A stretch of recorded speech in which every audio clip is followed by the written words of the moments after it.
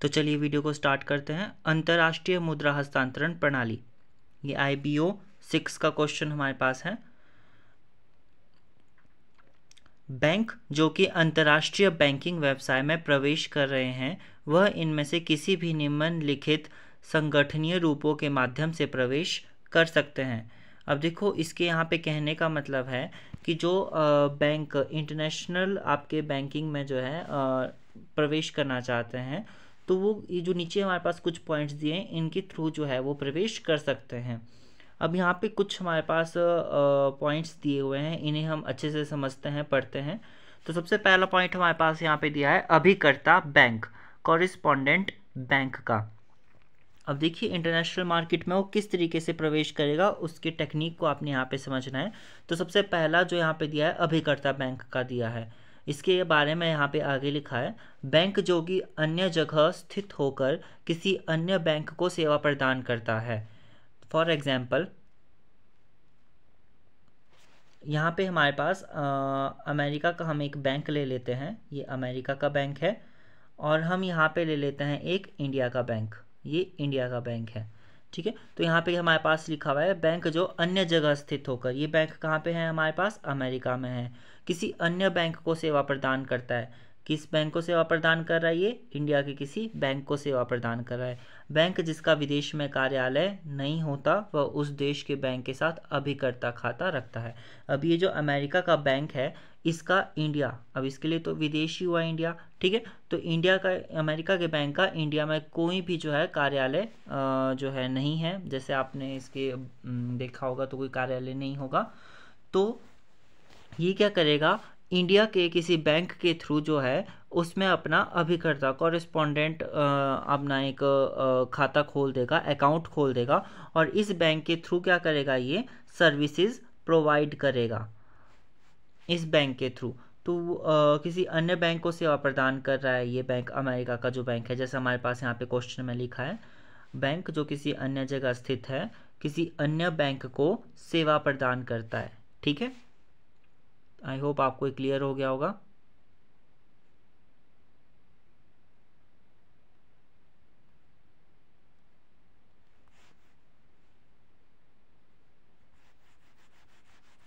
Next इसमें जो point है उसको पढ़ते हैं हम आपके, इसे मैं क्लियर कर देता हूँ।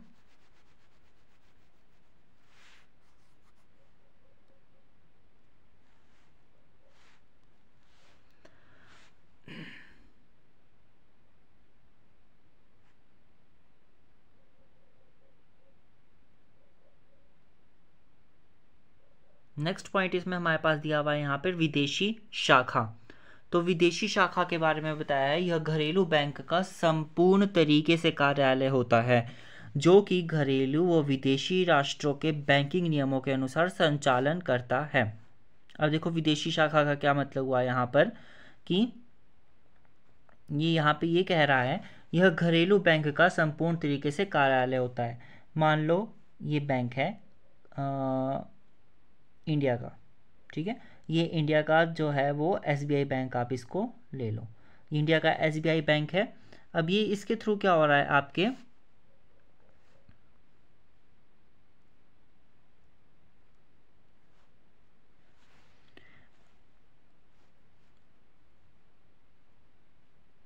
अब ये बैंक जो है आपके पास क्या कर रहा है, ये घरेलू बैंक हमने ले लिया इंडिया का। ठीक है, घरेलू बैंक का संपूर्ण तरीके से कार्यालय होता है कहाँ पर, विदेश में।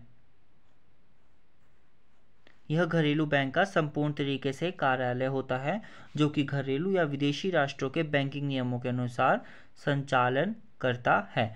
अब देखो, हमारा जो SBI बैंक है, मान लो ये हम ले लेते हैं अमेरिका।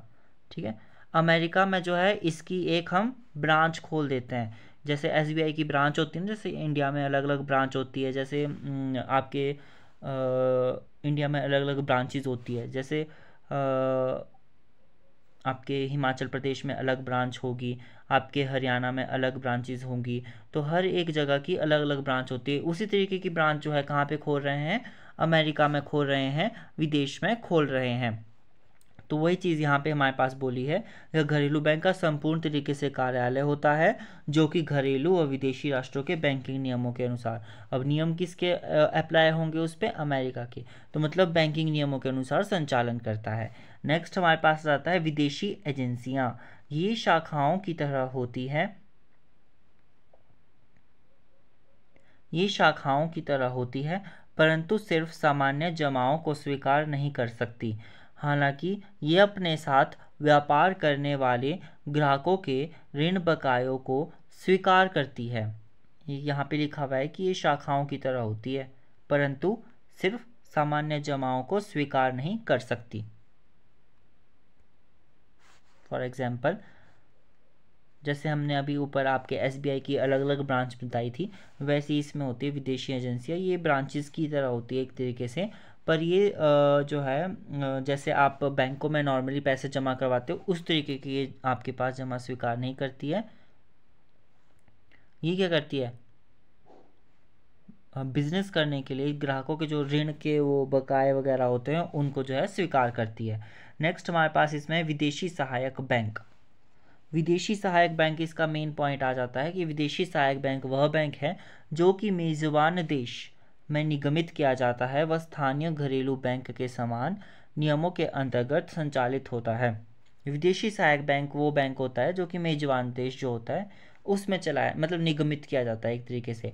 वह स्थानीय घरेलू बैंक के समान नियमों के अंतर्गत संचालित, जो स्थानीय मतलब वहाँ के स्थानीय घरेलू बैंक जो होंगे उनके जो रूल्स एंड रेगुलेशंस होंगे उन्हीं के जो बेसिस पे इसको चलाया जाएगा। जैसे यूएस में यहाँ पे लिखा है, यूएस में यूएस बैंकों के सहायक बैंकों को एज एक्ट अथवा समझौता नियम कहा जाता है। यूएस में, यूएसए में जो आपके पास है ना, यूएसए में यूएस बैंकों की सहायक बैंकों को, अब जो यूएस बैंक है, यूएसए में कोई बैंक है, मान लो कौन सा बैंक है, यूएस बैंकों की जो सहायक बैंकों का एज एक्ट है ना, अथवा समझौता निगम कहा जाता है।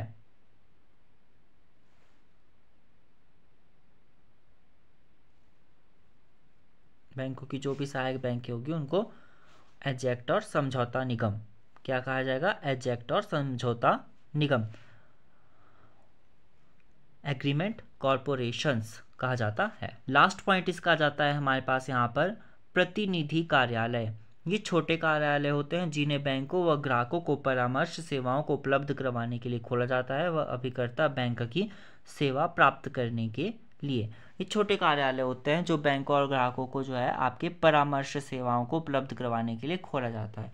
यहाँ पे इसके कहने का मतलब ये है कि मतलब एक तरीके से छोटे छोटे ये अपने ऑफिसेज खोल लेते हैं जिसमें जो है एक तरीके से आप देख सकते हो। तो इसमें ये क्या करते हैं, जो कस्टमर्स वगैरह है उनकी जो भी सर्विसेज वगैरह होती है वो प्रोवाइड करवाते हैं और उनकी जो भी प्रॉब्लम्स होती हैं उनका सॉल्यूशंस देखते हैं। परामर्श सेवाओं को उपलब्ध करवाने के लिए खोला जाता है, मतलब सेवाएं सर्विसेज जो प्रोवाइड करवाना चाहते हैं उसके लिए खोला जाता है, वह अभिकर्ता बैंकों की सेवा प्राप्त करने के लिए, जो अभिकर्ता बैंक होगी उनकी सेवा प्राप्त करने के लिए।